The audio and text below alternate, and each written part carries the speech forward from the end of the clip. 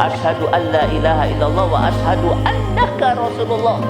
Langsung dia bawa 5 orang terbaik, yang kemudian 5 orang ini menjadi pahlawan Islam terbaik. Di antaranya Abdurrahman bin Auf, Sa'ad bin Abi Waqqas, siapa itu, Abu Ubaidah ibn Jarrah, dan beberapa orang. Yang kemudian 5 orang ini menjadi pahlawan Islam yang terbaik. Antum tahu berapa jarak antara dia syahadat dengan membawa 5 orang ini? Saya cari-cari, gemeter saya, kaget saya. Jaraknya berapa bulan? 1 hari 1 malam. Saya ulangi lagi, 1 hari 1 malam setelah syahadat, dia 24 jam keluar mencari orang terbaik di sektor kepada Rasulullah. Anggota baru,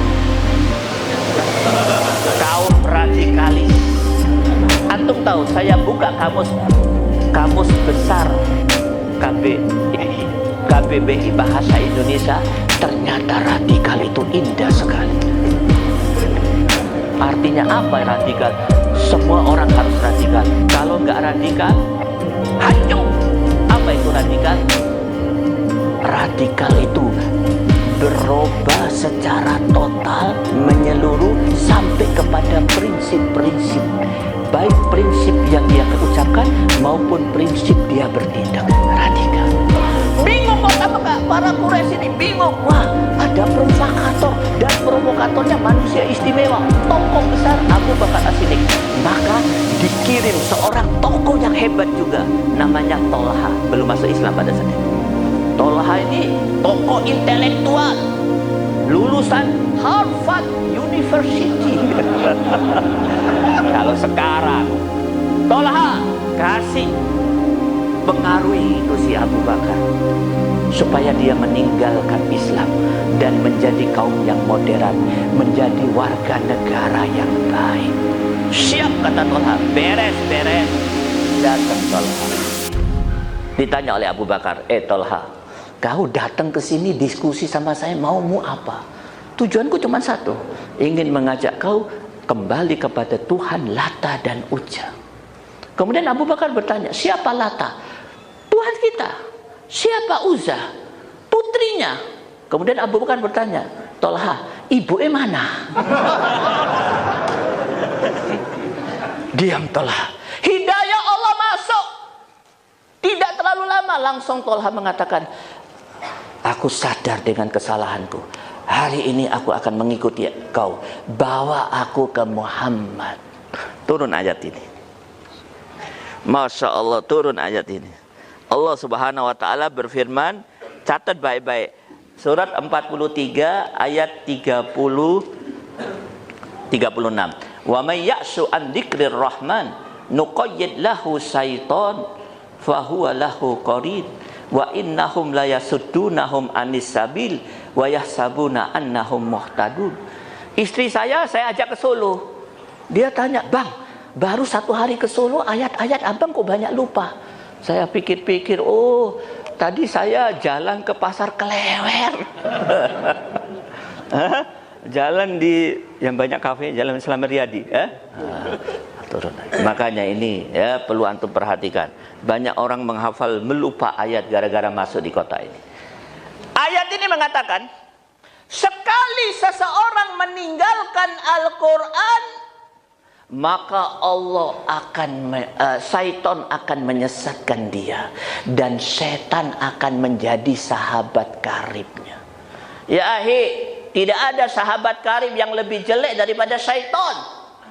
Yang kedua, setan akan menyesatkan dia sampai kepada puncak kesesatan. Apa itu puncak kesesatan?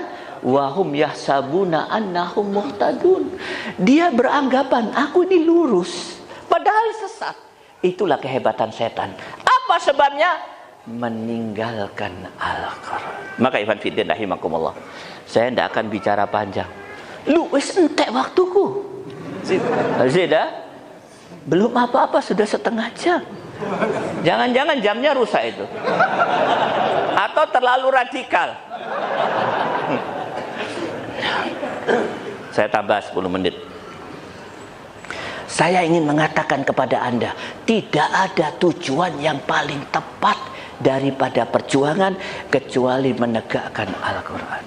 Sekali Al-Quran hilang dari pribadi kita, hilang dari keluarga kita, hilang dari masyarakat kita, hilang dari negara kita, kita akan disesatkan oleh setan, dan setan akan menjadi sahabat karib kita, dan setan akan menyesatkan kita pada puncak kesesatan. Apa itu? Kita tidak merasa sesat, bahkan kita beranggapan kita berada di jalan yang lurus. Ayat pertama, Ustaz, kurang jelas Ustaz, jelaskan lagi. Tulis surat 5 ayat 50. Allah berfirman,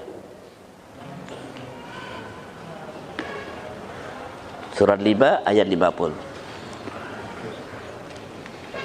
Afa hukmal jahiliyati yabghun wa man ahsanu hukman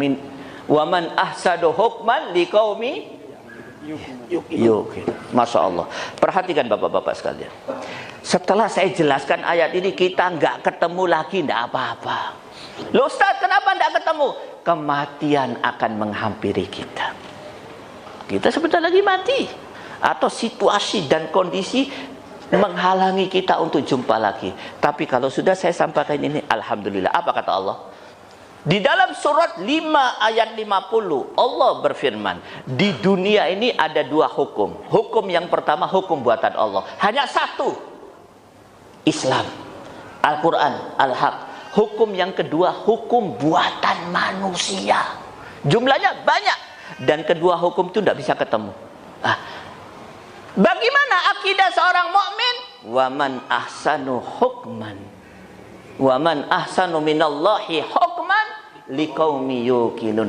Orang yang yakin, orang yang punya akidah, orang yang punya iman, yakin bahwa hukum Allah ahsan, lebih baik untuk menjadi solusi di dunia, membawa kita ke jannah, membawa kita kepada ridha Allah Subhanahu wa taala. Hukum selain hukum Allah, hukum selain Islam jelek. Ayat yang pertama. Kedua, ayat yang ketiga. Nih, ayat ini dahsyat, ya.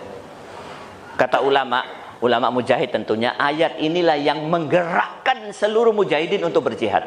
Seluruh dai berdakwah dan seluruh aktivis muslim melakukan aktivitas Islam. Ayat apa ini? Sayang, ayat sehebat ini nggak disampaikan di mimbar-mimbar Jumat, tidak disampaikan oleh orang tua kita kepada kita karena kesalahan teknis. Mungkin orang tua kita terlalu banyak makan nasi liwet. Tidak disampaikan oleh guru kita kepada kita. Guru kita lebih peduli kita hafal lagu kebangsaan daripada faham ayat ini. Apa kata Allah? Tulis baik-baik, sampai rumah dibaca. Surat 43 ayat 84. Wa huwallazi fis samai ilah, wa huwallazi fis samai ilah wa fil ardi wa huwal hakimul alim. Apa kata Allah? Perhatikan. Dialah Allah, ilah di langit dan ilah di bumi. Ustaz, ilah itu artinya apa? Tuhan kah? Tuhan tuh? Bukan. Tuhan itu bahasa Buddha, Sanskerta, Hindu. Konotasi artinya syirik. Oh, ilah itu sesembahan. Lebih ruwet lagi. Dan dua istilah ini ada di dalam Quran terjemahan. Kenapa terjadi begitu? Nanti kita sampaikan penelitian, tidak sekarang, pada saatnya. Ilah itu artinya apa? Nih, saya sampaikan pendapat ulama yang paling ringkas. Ilah itu artinya tiga. Satu, yang diibadai, mutok. Yang kedua, yang ma'bud, yang diibadai. Yang kedua, mutok, yang ditaati. Tiga, yang membuat hukum. Maka ayat ini mengatakan Allah ilah di langit, yang diibadai, yang ditaati, yang membuat hukum di langit, dan juga ilah di bumi, yang ditaati, yang diibadai, yang membuat hukum di bumi.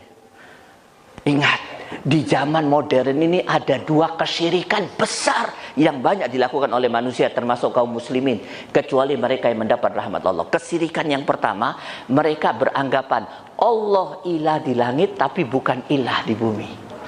Iya, Allah diibadahi, ditaati, membuat hukum di langit, di bumi tidak ada Allah yang diibadahi, yang ditaati saya, kata mereka yang berkuasa. Cuman kesyirikan ini nggak nampak karena dikemas dengan kemasan yang sangat indah. Apa kemasannya? Sekularisme. Anak emasnya demokrasi. Kesyirikan yang dua lebih jelek lagi. Allah bukan ilah di langit, bukan ilah di bumi. Tidak ada yang ditaati, diibadahi, membuat hukum di langit, di bumi. Terus apa? Tidak ada Allah-Allahan, tidak ada Rasul-Rasulan, tidak ada Islam-Islaman. Kesyirikan ini tidak nampak karena di cover dengan cover yang sangat indah. Bahkan yang paling indah sekarang, apa itu? Komunisme. Anak emasnya sosialisme.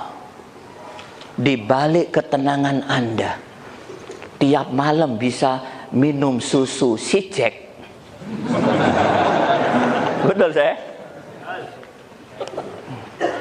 Ingat, kesyirikan yang paling besar hari ini sedang menguasai ekonomi dan sudah dikuasai. Sekarang mereka sedang menuju kepada kekuatan politik dan sedang menuju kepada kemenangan dan akan menuju kepada kekuatan militer. Maka iman fiddin rahimakumullah.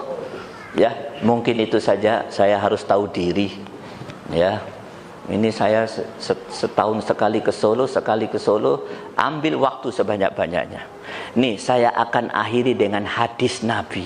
Hadis ini penyejuk dan hadis ini istimewa. Ternyata terjadi hari ini. Hadis ini saya lihat diriwayatkan oleh Muslim di dalam Imarat dan Bukhari di dalam lupa saya. Walhasil diriwayatkan oleh Bukhari dan Muslim, muttafaqun alaih. Apa kata Rasulullah? Rasulullah bersabda, la tazalu ta'ifatun min ummati yuqatiluna 'alal haqq la yadurruhum man khadalahum wala man khalafahum hatta yaqumas saah. Banyak bahasa, ada 7 sampai 12 kalau nggak salah. Saya ambil salah satunya. Apa kata Rasulullah? Dengarkan. Rasulullah bersabda, senantiasa ada mujahidin yang berjihad menegakkan hukum Allah sampai hari kiamat. Tidak ada yang bisa mengganggu mereka. Dua kelompok tidak akan pernah bisa mengganggu mereka. Kelompok yang pertama yaitu kelompok yang tidak peduli terhadap jihad. Kelompok yang kedua kelompok yang sesat. Nih, Ibnu Taimiyah setelah baca hadis ini kemudian berkomentar. Apa komentar Ibnu Taimiyah? Masya Allah, menjawab judul kita. Apa komentar Ibnu Taimiyah? Nanti di akhir zaman akan ada 3 kelompok. Di akhir zaman akan ada 3 kelompok berdasarkan hadis ini yang mengatakan Ibnu Taimiyah beberapa ratus tahun yang lalu. Apa kata Ibnu Taimiyah? Kelompok yang pertama Taifah Mansur. Cirinya apa? 2. Berjihad, tapi ingat alal haq, bukan ala demokrasi. Laisa ala demokratiyah, yang ditegakkan alal haq itu menegakkan hukum Allah. Khalas. Kelompok yang kedua Taifah mukhalifah, kelompok yang sesat. Siapa dia? Kaum muslimin yang mendukung orang kafir, in group dengan orang kafir, berada di belakang orang kafir, membantu sepenuhnya orang kafir. Taifah mukhalifah, kelompok yang sesat. Kelompok yang ketiga, Masya Allah, Taifah mukhadilah. Siapa dia? Cirinya 2. Ciri yang pertama, Islamnya bagus, S-nya 5. Islamnya kurang banter, kurang 5 S. Ciri yang pertama kelompok muhadilah, Islamnya bagus. Yang kedua cirinya Mereka tidak peduli terhadap mujahidin, membenci mujahidin, mengatakan mujahidin teroris, khawarij. Islamnya bagus, tapi tidak peduli. Ikhwan fiddin rahimakumullah, jadikan ini sebagai satu kacamata untuk melihat situasi dan kondisi. Maka tidak ada cara yang paling tepat kalau kita sudah bicara tentang visi misi perjuangan kecuali kita menjadi Thaifah Mansurah, berperang menegakkan hukum Allah dan tidak gentar menghadapi kelompok yang sesat dan kelompok yang mukhadilah. Apa bahasa Indonesianya? Penggembos. Penggembos. Cirinya Islamnya bagus. Tapi benci terhadap mujahid. Mungkin terhadap jihad dan mujahidin. Mungkin itu saja. Banyak maaf saya lebih sampai 10 menit ya. Tapi tak apa. Moderatornya adekku. Tidak berani dia macam-macam ya. Wabillahi taufiq wal hidayah. Assalamualaikum warahmatullahi wabarakatuh. Waalaikumsalam warahmatullahi wabarakatuh.